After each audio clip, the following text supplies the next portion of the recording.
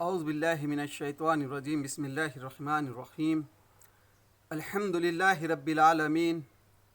السلام علیکم دوستو، ابراہیم علیہ السلام کے سیریز میں ہم آج یہ جاننے کی کوشش کریں گے کہ ابراہیم علیہ السلام جو ایک امت کا ہے اللہ تعالیٰ نے،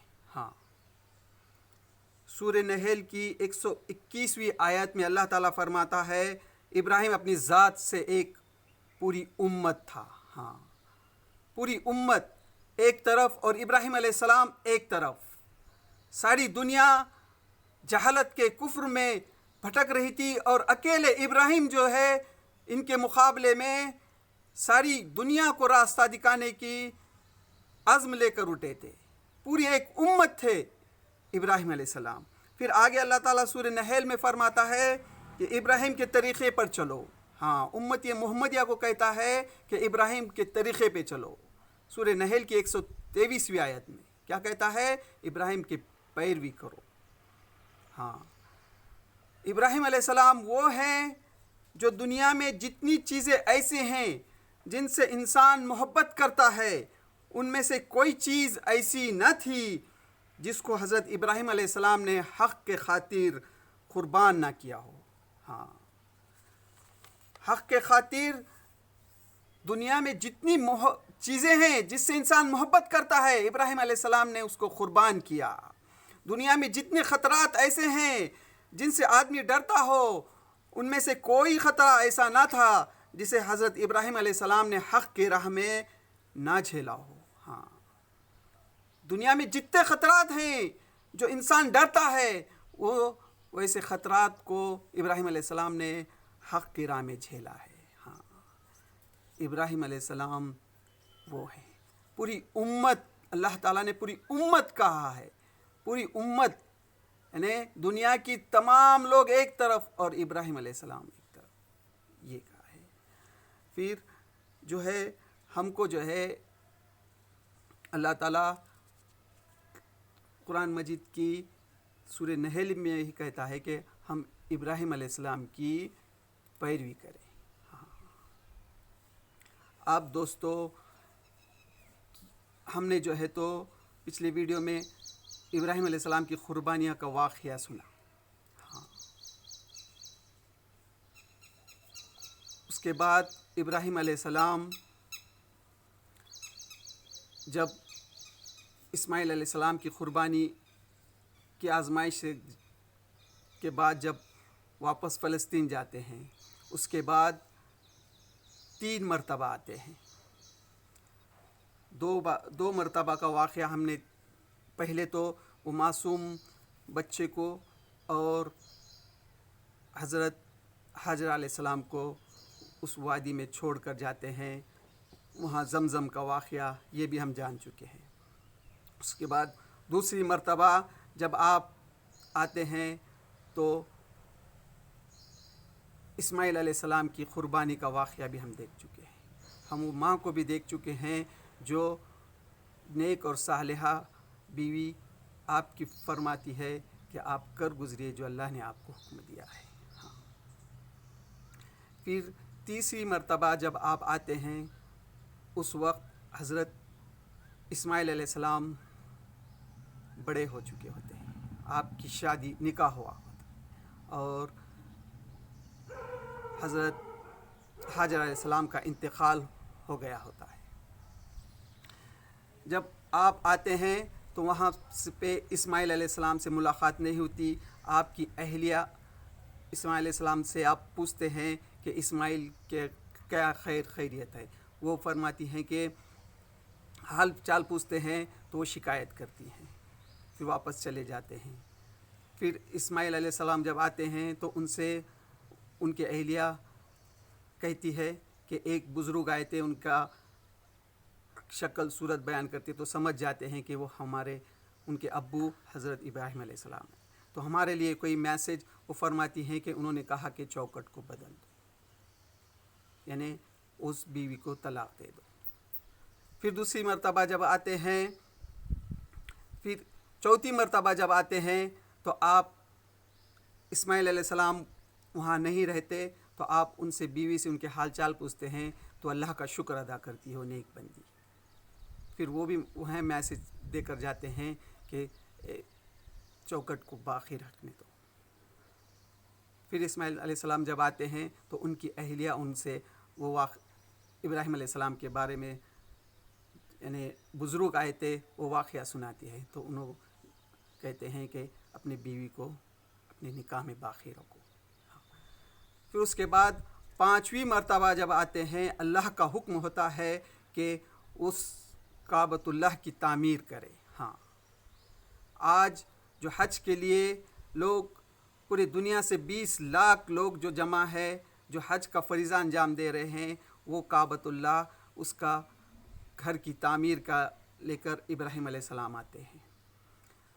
اللہ تعالیٰ خانہ کعبہ کی تعمیر کے لیے نشاندہی کرتا ہے فرشتے کے ذریعے سے. جو خانہ کعبہ کو سب سے پہلے آدم علیہ السلام نے بنایا تھا. پھر اس کے بعد نوح علیہ السلام کے زمانے میں طوفان سے وہ عمارت ڈھل چکی تھی لیکن نشانات باقی تھے. جہاں پہلے عمارت جو ہے اللہ کے عبادت کے لیے وہ خانہ کعبہ کی تعمیر حضرت اسماعیل علیہ السلام کے ساتھ مل کر حضرت ابراہیم علیہ السلام کرتے ہیں. پھر آپ جو ہے جب عمارت جب اونچی ہوتی ہے اونچی بنانا ہوتا ہے تو آپ پتھر پر ٹھہر کر وہ عمارت کو بناتے ہیں. ہاں اس کو کہتے ہیں مقام ابراہیم. وہ پتھر پہ آپ کے قدم کے نشان ہوتے ہیں. پھر اس کے بعد خانہ کعبہ میں جو جنت کا پتھر ہے حجر اسود اس کو لگاتے ہیں. پھر اس کے بعد جو ہے وہاں پر جو ہے خانہ کعبہ کی تعمیر کا ذکر اللہ تعالیٰ قرآن مجید کی سورہ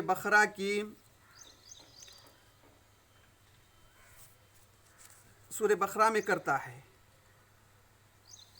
127ویں آیت میں. یعنی ابراہیم علیہ السلام نے اور اسماعیل علیہ السلام نے مل کر جو خانہ کعبہ کو تعمیر کی. پھر اس کے بعد وہ دونوں ابراہیم علیہ السلام نے دعا کی وہ سورہ بقرہ کی 127 اور 128 اور 129 آیتوں میں. اس میں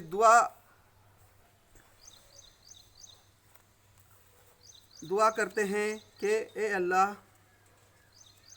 اور یہ کہ ابراہیم نے دعا کی اے میرے رب اس شہر کو امن کا شہر بنا دے اور اس کے باشندوں میں سے جو اللہ اور آخرت کو مانے انہیں ہر قسم کا پھلوں کا رزق دے. اس طرح سے ابراہیم علیہ السلام جو ہے دعا کرتے ہیں. پھر آگے ابراہیم علیہ السلام دعا کرتے اے رب ہم دونوں کو اپنا مسلم بنا، ہمارے نسل سے ایک ایسی قوم اٹھا جو تیری مسلم ہو، ہمیں اپنی عبادت کے طریقے بتا، ہمارے کوتاہیاں سے درگزر فرما، تو بڑا معاف کرنے والا اور رحم فرمانے والا ہے.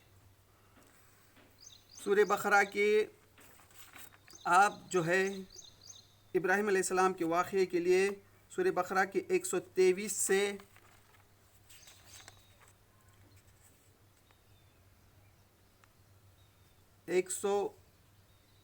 یعنی پورے پہلے پارے کے آخری تک آپ مطالعہ کیجئے. اس میں ابراہیم علیہ السلام کی دعا اور خانہ کعبے کی تعمیر کا پورا واقعہ بیان کیا گیا ہے. پھر اس کے بعد جو ہے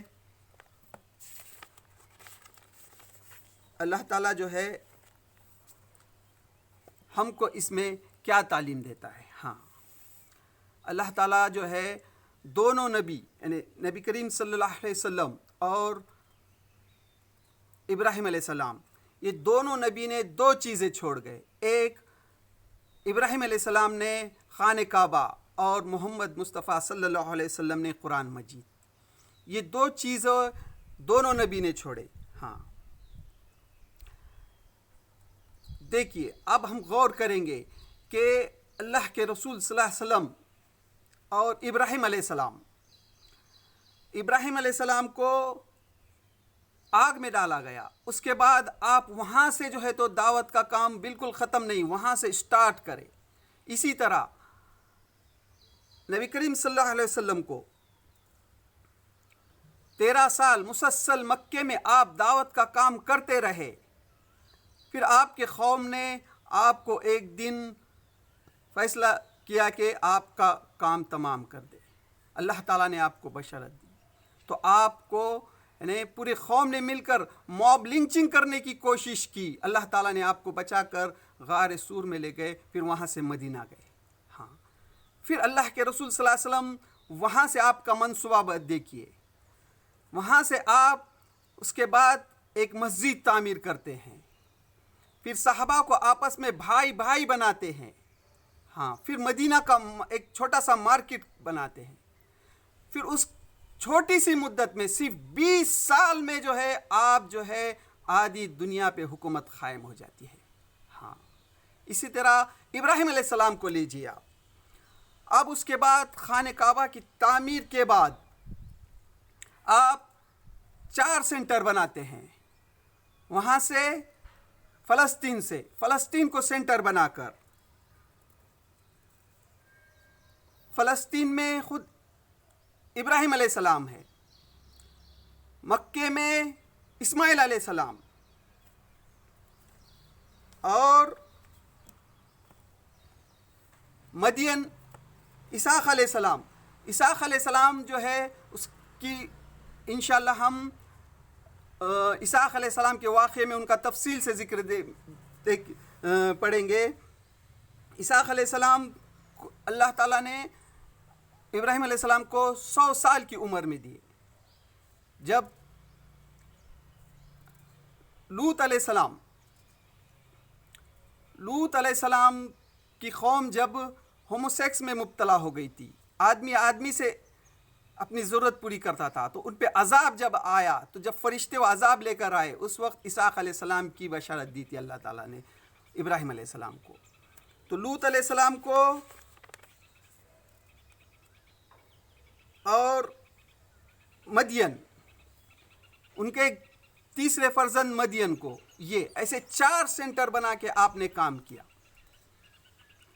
عراق سے فلسطین کے درمیان میں لوط علیہ السلام یعنی اردن جارڈن میں، اسحاق علیہ السلام فلسطین میں، مدین جو عراق اور شام کے درمیان کا ہے.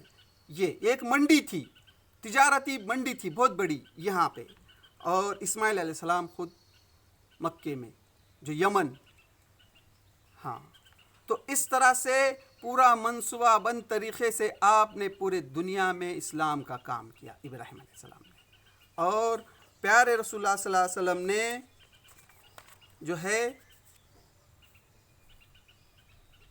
مکے سے نکل سکے مدینہ میں کس طرح سے منصوبہ بند طریقے سے پورے دین کا کام کیا. ہاں دوستو، تو یہ ہم کو ملتی ہے ابراہیم علیہ السلام کے واقعے میں ہم کو نصیحت کہ آدمی کو جو ہے عمر کا جو ہے کوئی یہ نہیں ہے. یعنی آدمی اگر ہم جو ہے سوچتے ہیں کہ آدمی بس 60 سال کا ہو گیا تو بوڑھا ہو جاتا ہے، نہیں. یعنی اللہ تعالیٰ نے ابراہیم علیہ السلام کو 80 سال کے بعد جو ہے وہاں سے دعوت کا کام انجام دینے کے لیے کس طرح سے تربیت کی اور پورے دنیا میں کس طرح سے آپ چھا گئے. آج بھی ابراہیم علیہ السلام کی سنت آج بھی باقی ہے. وہ جو ہم قربانی کرتے ہیں اور وہ حج جانے کے بعد جو صفا مروہ کی جو حج علیہ السلام کا جو سنت ہے، ہاں یہ ہے ہمارے لیے ابراہیم علیہ السلام کے واقعے میں ہمارے لیے پیغام. اللہ تعالیٰ سے دعا ہے اللہ تعالیٰ ہمیں ابراہیم علیہ السلام کی تعلیمات کو صحیح سمجھ کر ہم کو دین کے کام میں اس سے مدد دے. وآخر الدعوانا الحمد للہ رب العالمین.